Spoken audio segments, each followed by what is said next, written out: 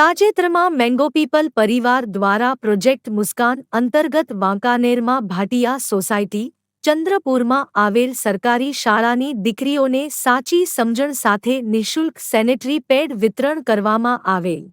Project મુસ્કાનના founder Shrimati Rupalben તથા project હેડ મોનાબેન રાજવીર દ્વારા દીકરીઓને તેમની સરળ ભાષામાં સેનેટરી પેડ વિશેના ફાયદા અને શારીરિક સ્વચ્છતા વિશેની સમજણ આપવામાં આવેલ.